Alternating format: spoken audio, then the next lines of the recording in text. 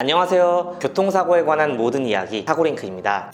오늘은 어떻게 보면 상식적으로 이해가 가지 않을 수 있는 주제를 가지고 한번 이야기를 해보겠습니다. 기본적으로 내가 교통사고를 당했다면 하던 일에 지장을 받았으니까 그 손해를 보상받아야 되잖아요. 여기까지는 굉장히 타당한 이야기인데요. 그런데 그 손해를 돈으로 보상을 받는 과정에서 보험사 직원의 논리에 의해서 처절하게 당하는 경우가 대부분입니다. 그럼 지금부터 어떻게 당하는지, 그리고 어떠한 논리로 보험사가 접근을 하는지 한번 같이 알아볼게요.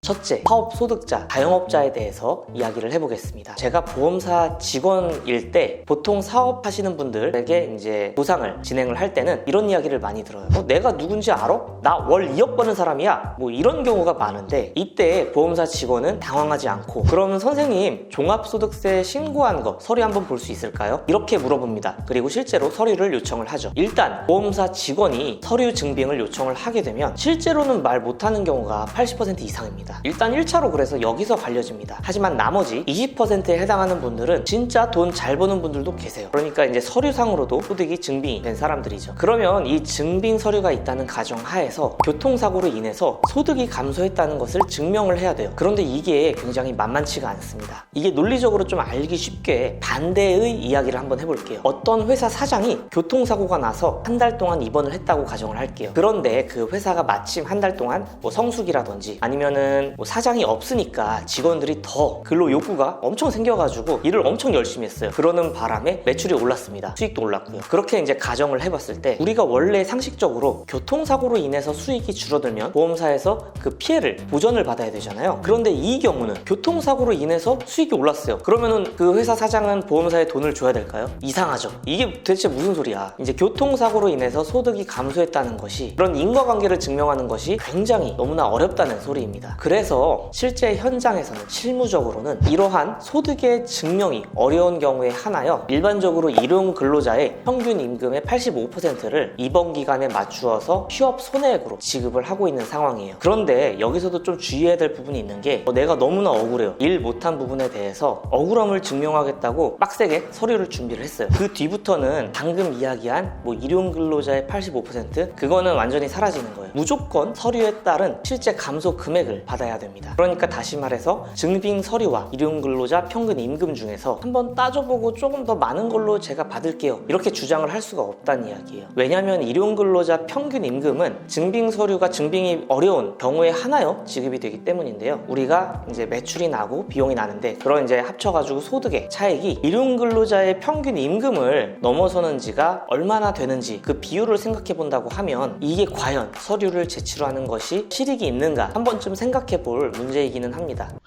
두 번째로 급여소득자를 이야기해 볼게요. 급여소득자란 직장에 다니고 있는 분들을 말씀을 드리는 건데, 이 경우는 사실 굉장히 간단합니다. 병원 치료를 받아서 일을 못하는 바람에 월급이 깎였다. 이 깎인 월급에 대한 금액은 증빙을 하면 돼요. 만약 대신에 연차를 썼다. 그 연차를 쓴 것에 대한 그 손해를 보상을 받으면 됩니다. 근데 여기서 회사에 병가 제도 이런 게 있어가지고 손해가 없었다. 그런 경우는 입원을 해도 원칙대로라면 다운입니다. 그리고 이제 급여소득자도 마찬가지로 실무에서 소득의 증빙이 어려운 경우에 하나여 일반적으로 일용 근로자 평균 임금의 85%를 입원 기간에 맞추어 지급을 하고 있습니다. 연차 수당 따지고 이렇게 하는 것도 좋은데, 현실적으로는 빡빡한 서류 증빙 대신에 향후치료비라는 것으로 맞추어 처리하는 경우가 대부분이에요. 그래서 보험사 직원이 굳이 서류까지는 필요 없어요 라고 이야기를 한다면, 피해자 입장에서 왜 나한테 보상 제대로 안 해주려고 그러지? 라고 생각하고 기분 나빠할 수 있기 때문에, 보통은 보험사에서도 휴업 손해 가지고 이런저런 얘기 나오면은 3개월치 급여 대장이랑 원천 징수랑 통장 내역 이런 거 보내주세요 라고 이야기를 합니다. 그리고 나중에 서류 이제 들어오면은 쭉 이제 본 다음에 향후 치료비로 계산하고 적절하게 합의금 맞춰서 지급하는 경우가 사실 대부분입니다. 어차피 나중 가서 합의할 때는 서로 금액만 맞으면 일단 누가 뭐라고 하는 사람도 없고, 이미 금액이 서로 맞아서 사실상 합의가 끝난 건인데, 괜히 휴업 손해 어쩌고저쩌고 했다가 합의 안 될 수도 있으니까 그런 거 태클 걸지도 않고요.